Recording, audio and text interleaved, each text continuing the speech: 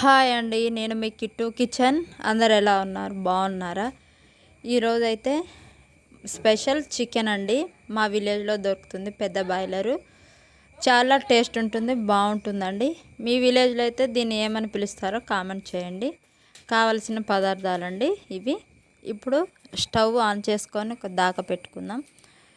దాకా వేడెక్కిన తర్వాత కూరకు సరిపడా ఆయిల్ పోసుకుందామండి.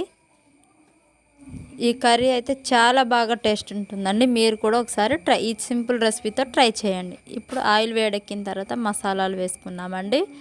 ఇప్పుడు కట్ చేసి పెట్టుకున్న ఉల్లిగడ్డ, పచ్చిమిర్చి వేసుకుందాం.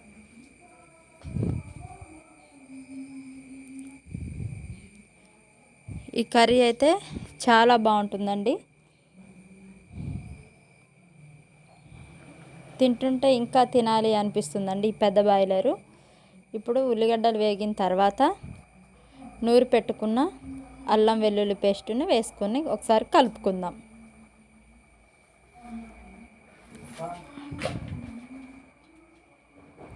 అల్లం అయితే పచ్చి వాసన పోయిన దాకా ఫ్రై అవ్వాలండి.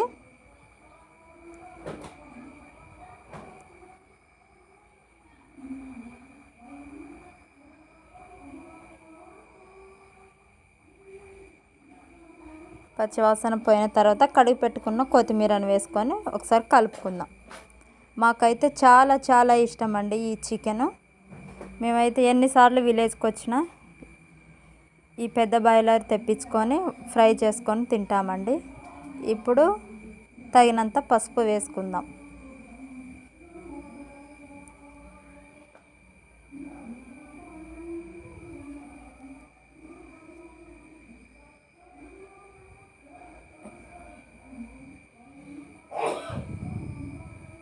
ఇప్పుడు కడిగి పెట్టుకున్న చికెన్ని వేసుకుందామండి.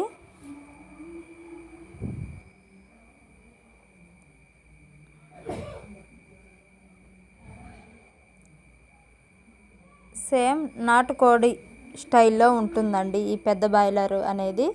చాలా బాగుంటుంది. మీరు కూడా ఒకసారి ట్రై చేయండి. ఇలా కలుపుకోవాలండి. బాగా మసాలా ఇవన్నీ అల్లం అంతా పట్టిన వరకు కలుపుకోవాలి. ఇప్పుడు మూత పెట్టేసుకుందాం. ఇదైతే ఎక్కువసేపు ఉడకాలండి. ఇప్పుడు ఒకసారి మూత తీసుకొని కలుపుకుందాం.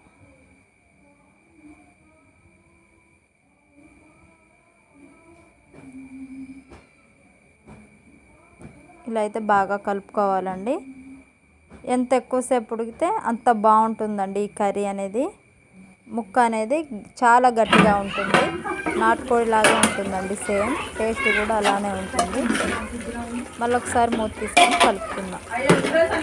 ఈ నీరంతా పోయే వరకు ఉడికించుకోవాలండి. అప్పుడు ముక్క అనేది ఉడికిపోతుంది. ఇప్పుడు మూత పెట్టుకుందాం.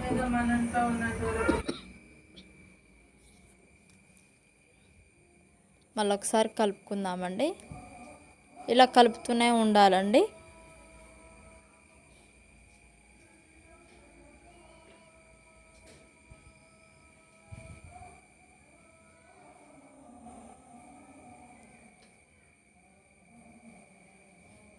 ఇప్పుడైతే మూత తీసుకొని ఒకసారి కలుపుకుందామండి. ఇలా ఆయిల్ వచ్చే వరకు ఉడికించుకోవాలి.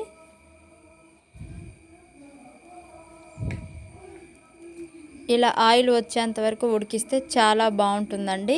మంచిగా ఫ్రై లాగా అవుతుంది. టేస్ట్ కూడా బాగుంటుంది.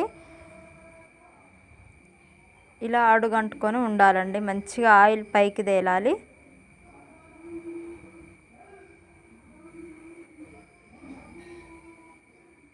ఇలా ఆయిల్ వచ్చేసింది కదండి. ఇప్పుడు కూరకు సరిపడా కారం వేసుకుందాం.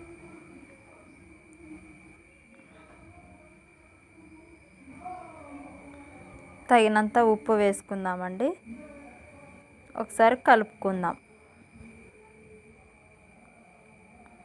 ఉప్పు కారం చికెన్ బాగా పట్టిన తర్వాతే టమాటా వేసుకోవాలండి.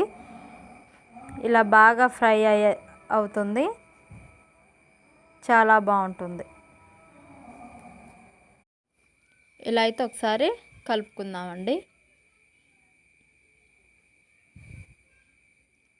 ఈ చికెన్ అనేది ఎంత ఫ్రై అయితే అంత టేస్ట్ వస్తుందండి. ఇప్పుడు లాస్ట్లో లివరు ఎగ్స్ వేసుకున్నామండి. ఫస్టే వేసుకుంటే మొత్తం ఖరాబ్ అవుతాయండి. అందువల్ల లాస్ట్లో వేసుకోవాలి. లివర్ కానీ ఎగ్స్ కానీ ఎప్పుడైనా చివర్లో వేసుకోవాలండి. ఇప్పుడు మొత్తం ఫ్రై అయిపోయిందండి. ఇప్పుడు కట్ చేసి పెట్టుకున్న టమాటా ముక్కల్ని వేసుకొని మళ్ళీ తగినంత ఉప్పు వేసుకుందామండి.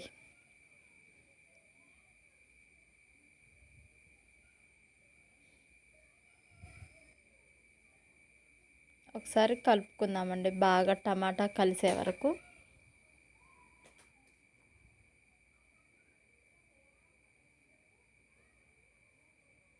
చాలా బాగుంటుందండి ఈ కర్రీ. మాకైతే చాలా ఇష్టం. మీరు కూడా ఒకసారి తెచ్చుకొని ట్రై చేసి చూడండి. టేస్ట్ ఎలా ఉందో మాకు కామెంట్ చేయండి. ఇప్పుడు టమాటా వేసాం కదండి, ఒకసారి కలుపుకుందాం.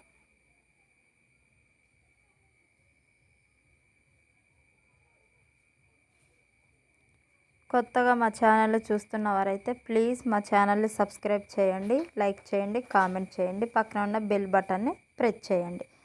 అలాగే ఇప్పుడు తగినన్ని వాటర్ పోసుకుందామండి, ఒక చిన్న గ్లాసుడు. ఎందుకంటే ఈ చికెన్ ముక్కలు అనేది చాలా గట్టిగా ఉంటాయండి, వాటర్ పోస్తే మంచిగా ఉడికిపోతుంది.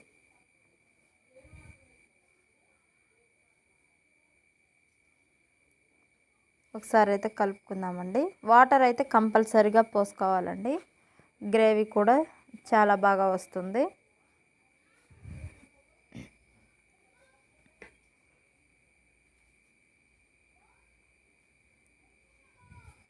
మీరు కూడా ఈ సింపుల్ రెసిపీతో ఈ చికెన్ ట్రై చేసి చూడండి. టేస్ట్ ఎలా ఉందో మాకు కామెంట్ చేయండి. ఇప్పుడు కర్రీ అయితే ఉడికిపోయిందండి. స్టవ్